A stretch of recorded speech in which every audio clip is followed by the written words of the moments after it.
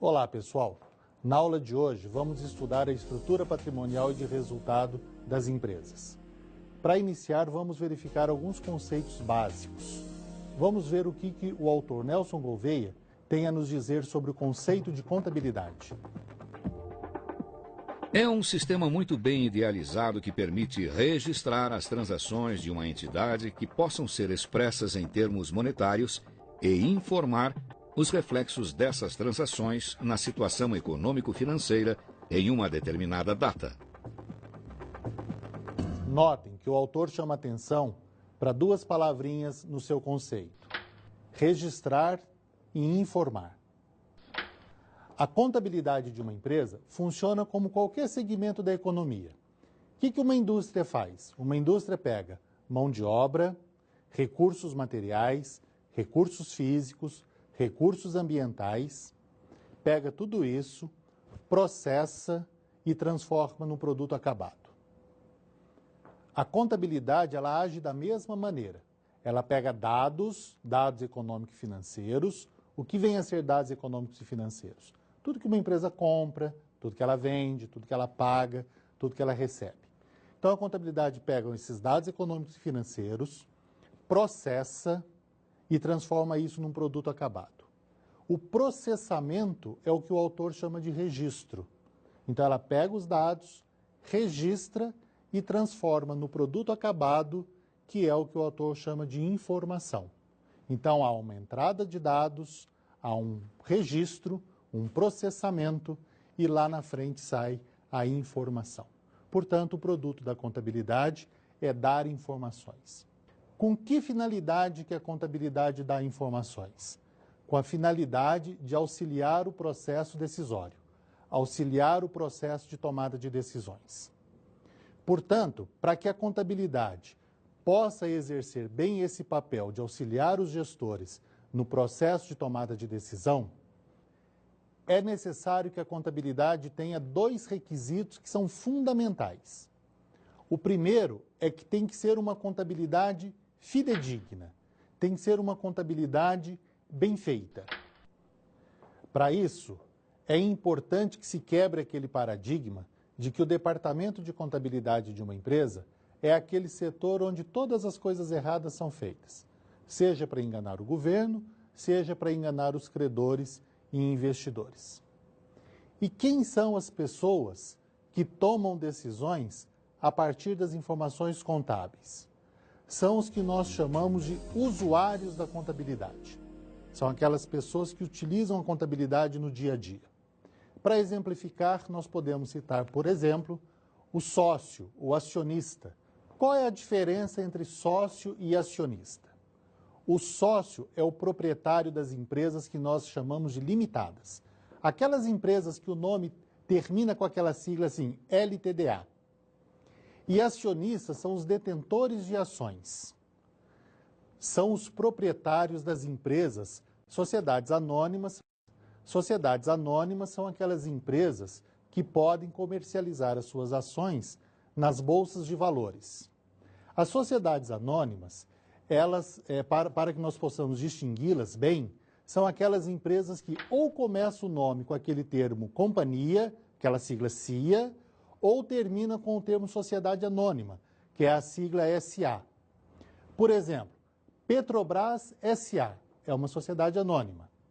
Companhia Energética do Estado de São Paulo é outra sociedade anônima. Uma começa com CIA e a outra termina com SA.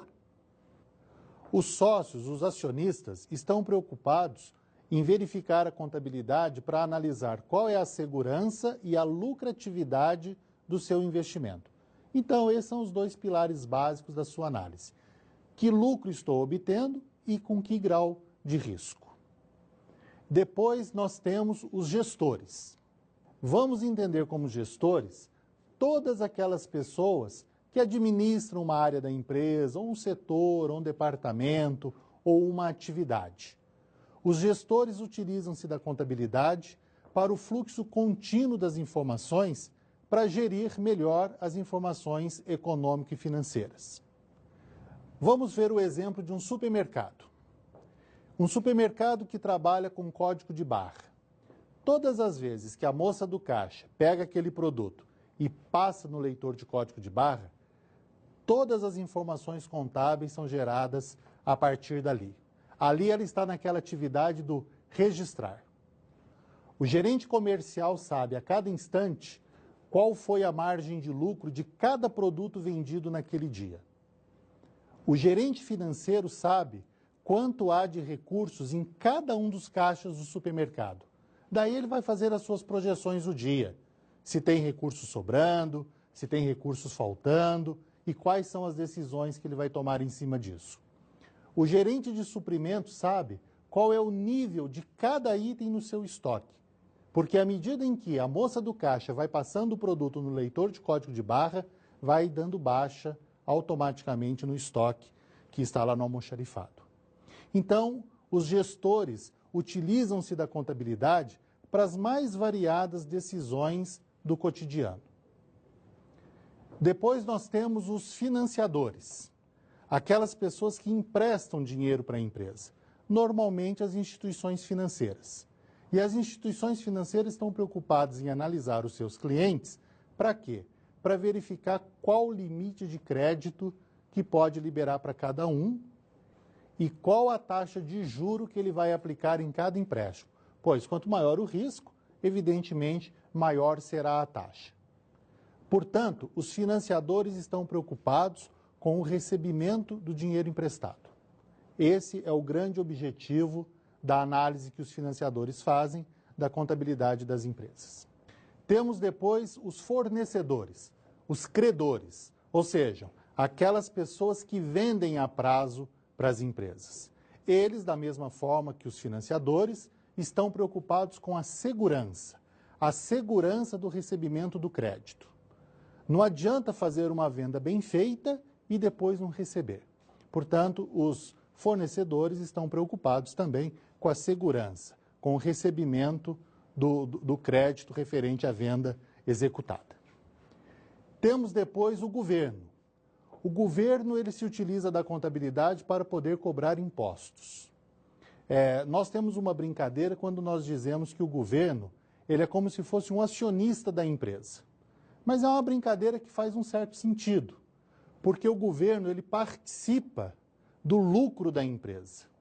Quando a empresa ofere o lucro, o governo fala assim, empresa, olha, 1/3 desse lucro é meu, que são os impostos que ele cobra.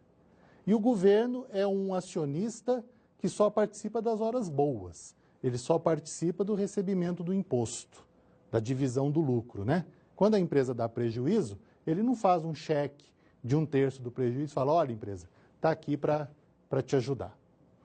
Portanto, o grande objetivo do governo ao analisar a contabilidade das empresas é poder cobrar impostos. Bom, além do governo, dos financiadores e fornecedores, nós podíamos citar aí ainda outros usuários, como as pessoas físicas, a imprensa, os sindicatos, enfim, há uma infinidade ainda de outros usuários que se utilizam da contabilidade no dia a dia para suas tomadas de decisões. A contabilidade se segregou em pelo menos 3 grandes áreas. A contabilidade financeira, também chamada de societária, a contabilidade fiscal e a contabilidade gerencial. Qual é a diferença entre elas? A contabilidade financeira é aquela contabilidade voltada para o público de forma geral. Daí ela ser chamada de contabilidade societária, porque está voltada muito para a sociedade. É aquela contabilidade que as empresas publicam nos jornais, que está no seu site, que ela encaminha para os bancos quando eles solicitam, que encaminha para os fornecedores para análise de crédito. É também a contabilidade que os investidores do mercado de capitais analisam para investir ou não na empresa. Então essa é a contabilidade financeira, também chamada de contabilidade societária. A contabilidade fiscal é a contabilidade societária ajustada para atender às exigências do governo. Há uma série de componentes na contabilidade que o governo não aceita. Por exemplo, ele não aceita despesas sem comprovantes. Toda despesa para o governo tem que estar devidamente comprovada através de nota fiscal ou recibo.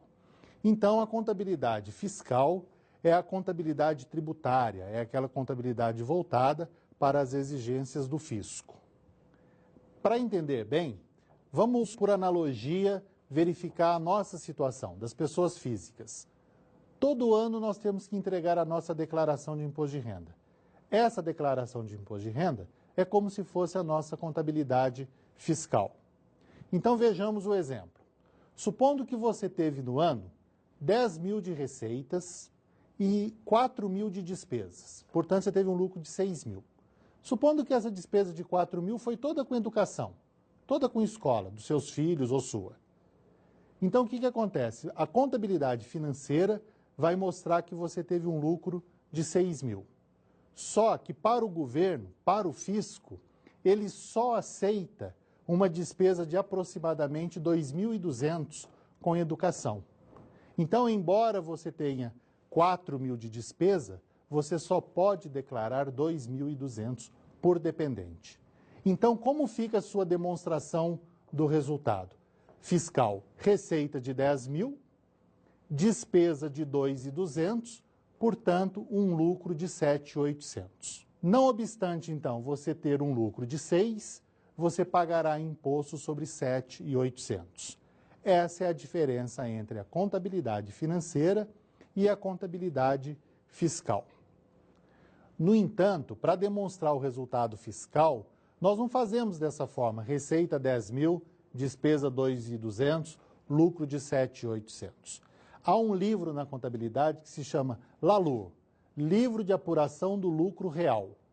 Esse livro, nós começamos com o lucro da contabilidade societária, nesse caso 6 mil, e adicionamos os 1.800 que nós pagamos a mais de despesa com educação, a mais do que o fisco permite.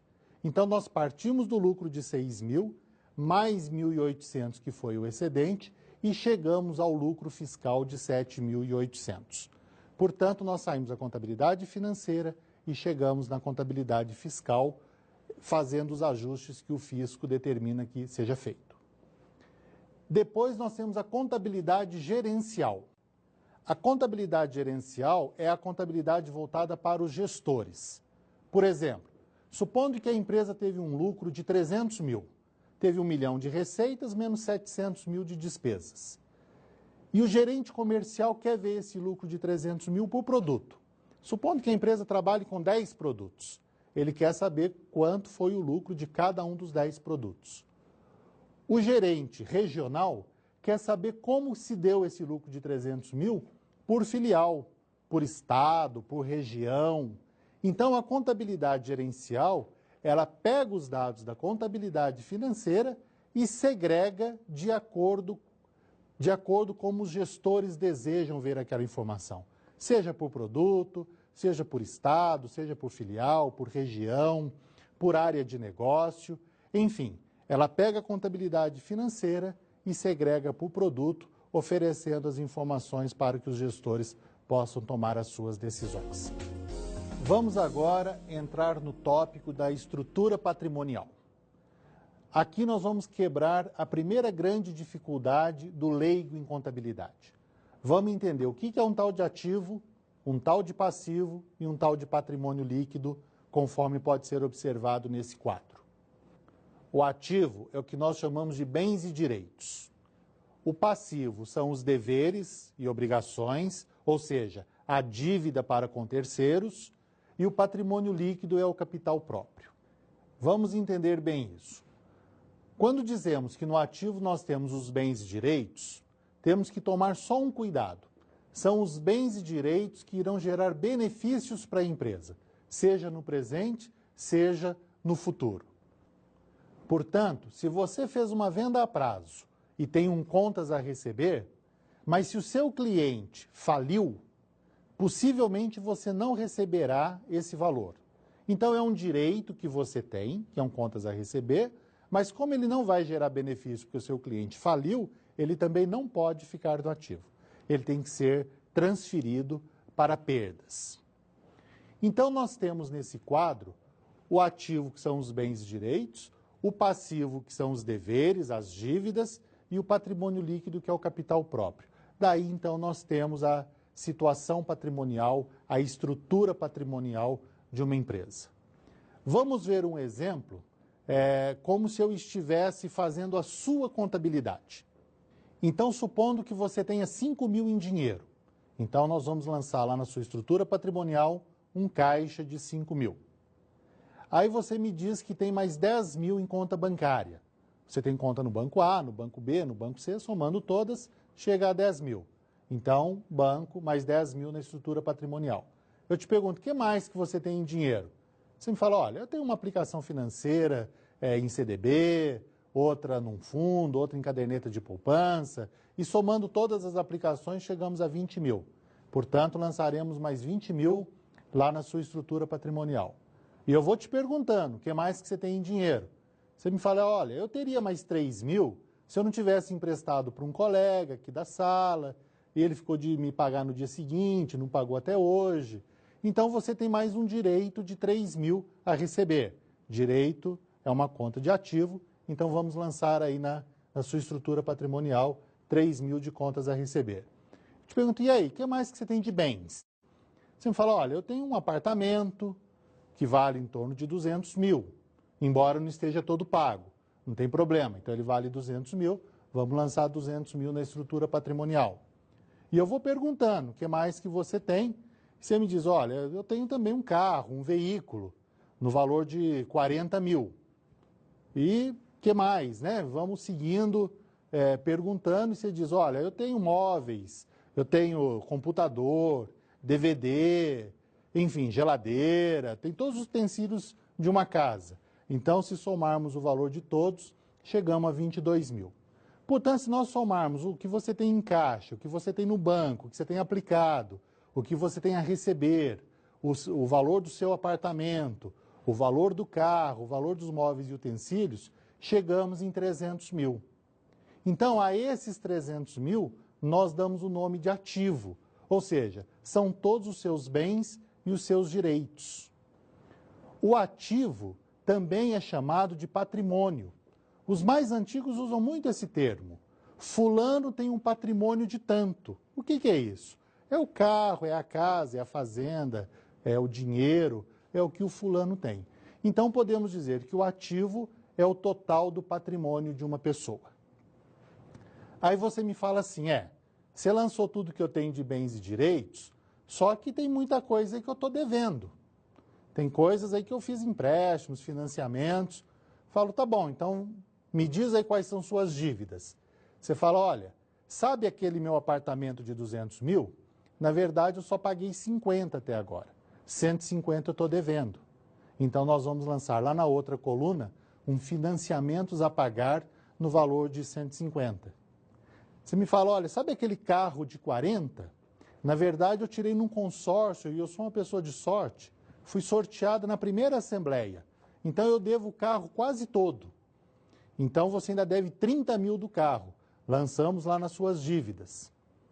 Aí você me diz assim, aqueles móveis e utensílios também, eu dei uma porção de cheques pré-datados por aí para os lojistas onde eu comprei. Então, você ainda está devendo 15.000, por exemplo, de móveis e utensílios. Então, nós registramos lá isso como um contas a pagar. E eu vou te perguntando, o que mais que você deve?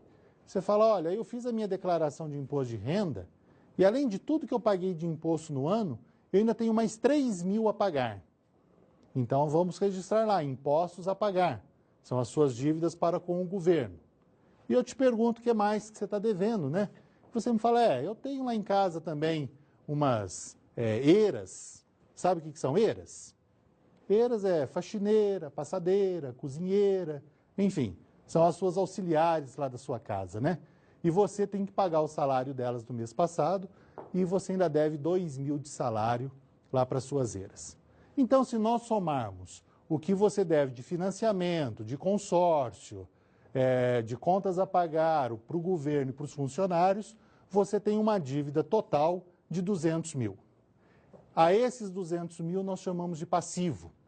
Passivo exigível, daí o termo exigibilidades, que é quanto que você está devendo para terceiros.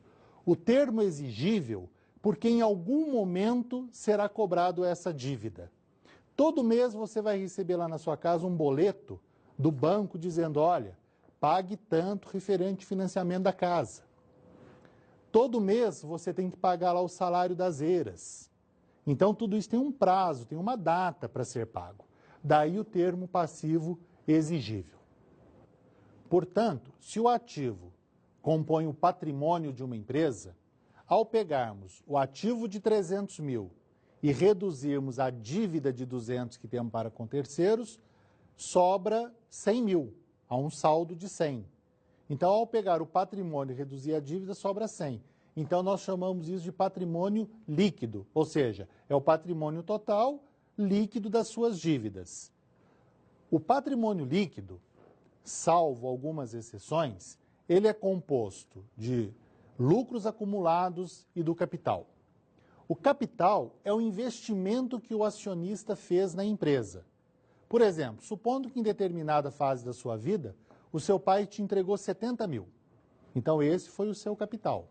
Foi o investimento que o seu pai fez na sua carreira profissional.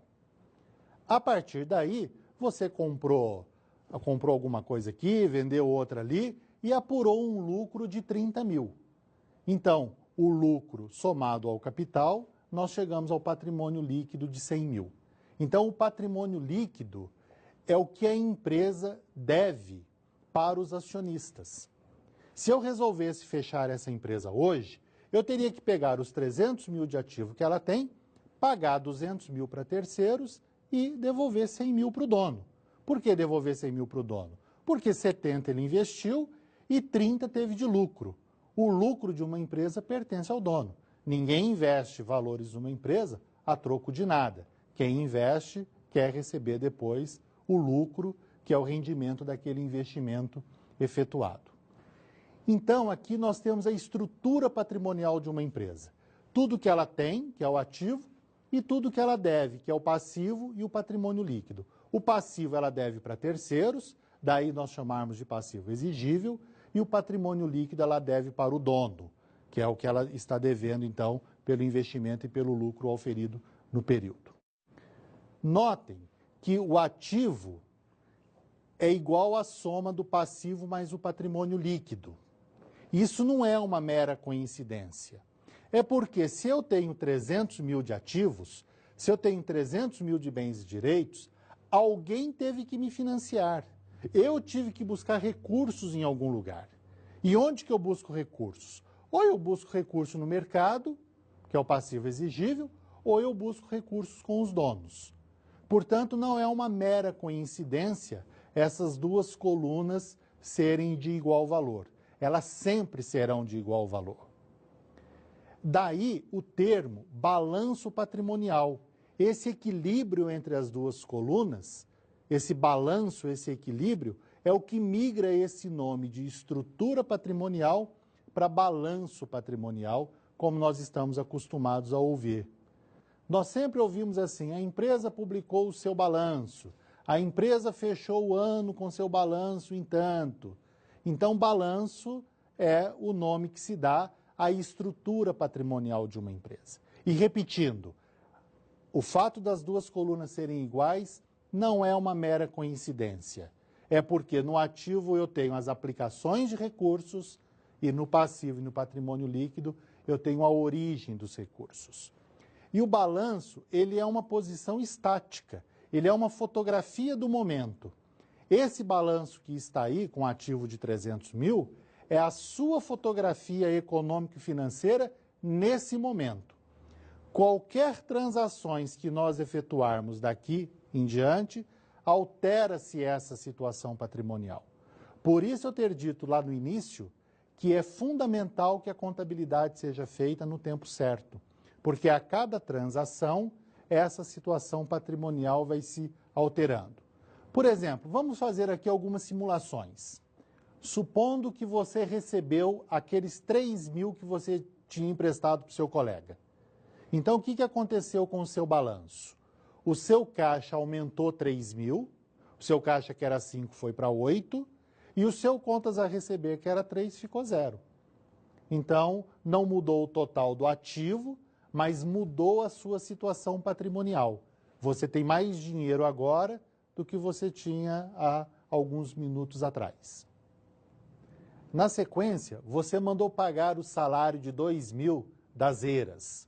Portanto, seu caixa, que era 8, caiu para 6, e as suas dívidas, o seu passivo exigível, também foi reduzido em 2.000, porque você já não tem mais a dívida de 2.000 com salário. Então, mudou a sua situação patrimonial. Seu ativo caiu para 298 e o seu passivo exigível caiu para 198. Depois você fez uma compra de mercadorias a prazo no valor de 30.000. Mercadorias é um bem, portanto é um ativo. Então nós vamos entrar com um estoque de mercadorias, ou simplesmente um estoque lá no ativo, aumentando em 30.000. Mas como você não pagou ainda, então lá no passivo também aumentam suas dívidas em 30.000, entrando lá uma conta chamada de fornecedores a pagar, ou seja, fornecedores de mercadorias. Portanto, aumentou o seu ativo em 30, em compensação, suas dívidas também aumentaram em 30. Na sequência, houve um aumento de capital também no valor de 30.000. Seu pai chegou para você e falou, olha, toma mais 30.000 em dinheiro para você aumentar os investimentos na sua empresa. Então vai entrar 30.000 no seu caixa que era 6 passa para 36, e lá no patrimônio líquido, o seu capital que era 70 passou para 100. Então houve uma entrada de recursos para a empresa em função de um aumento de capital efetuado pelo acionista. Na sequência, você fez uma venda de mercadorias. Você pegou aquele estoque de 30 e os revendeu por 80. Bom, notem que até o item anterior, nós tínhamos apenas ali trabalhado no ativo, no passivo e no patrimônio líquido. Quando a venda de mercadorias, como nesse item agora, vai surgir uma outra demonstração tão importante quanto o balanço, que é a chamada demonstração de resultado. O que vem a ser resultado? Resultado é o lucro ou o prejuízo que uma empresa tem. O resultado de uma empresa, ele é composto de 3 grandes itens: as receitas, os custos e as despesas. A receita menos o custo e menos a despesa, eu vou chegar no lucro ou no prejuízo.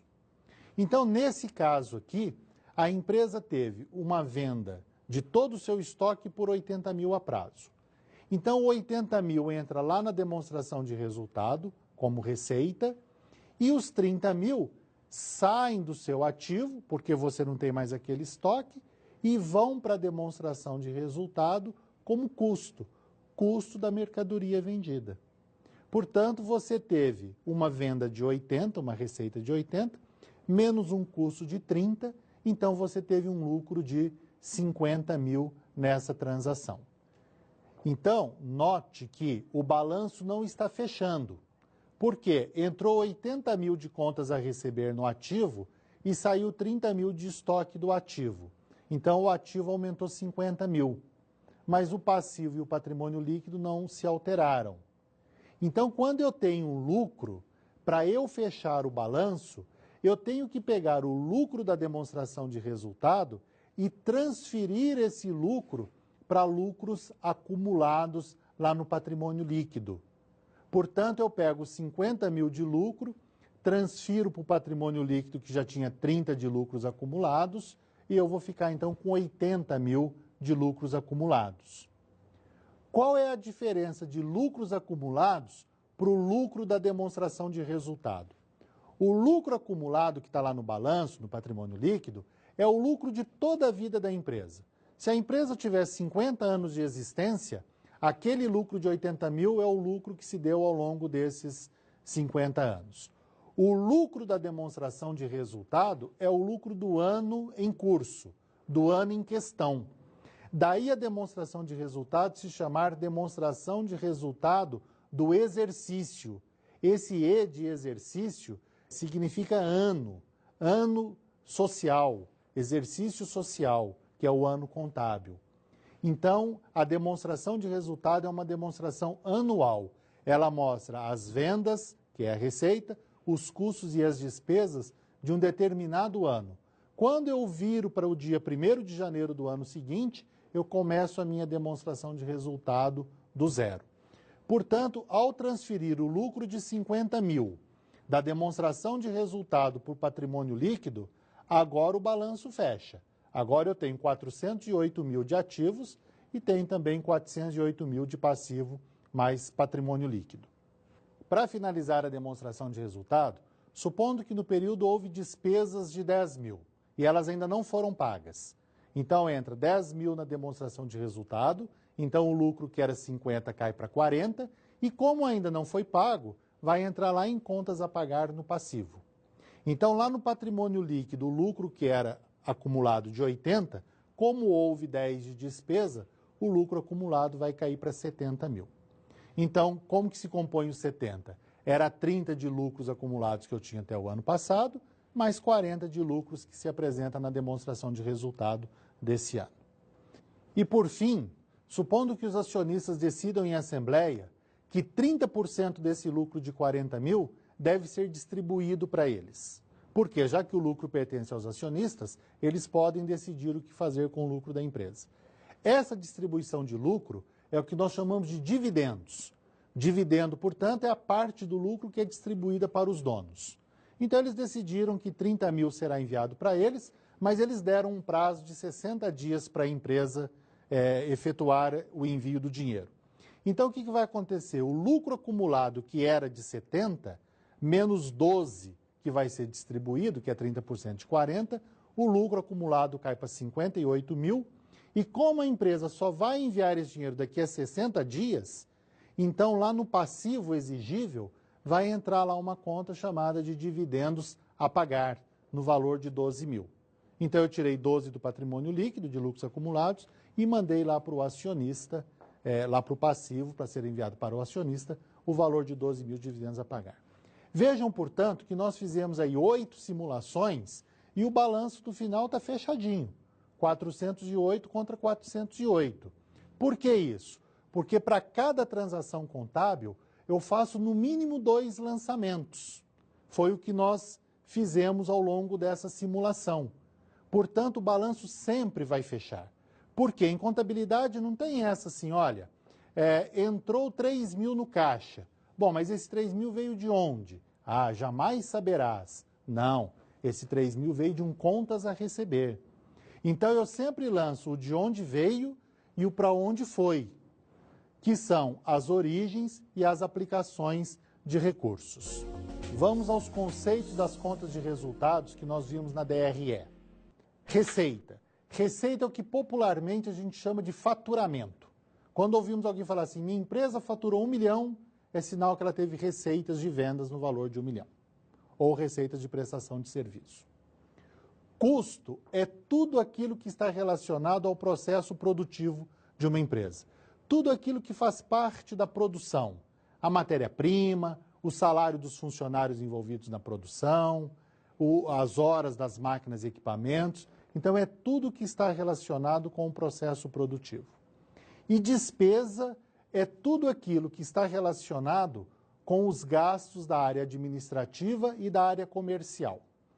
Então, eu tive lá despesa no meu departamento pessoal, na minha área financeira, na contabilidade, com marketing, com propaganda, tudo isso é despesa.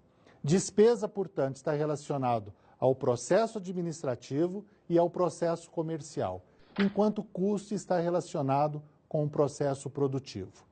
Então, esse é o conceito das contas de resultado.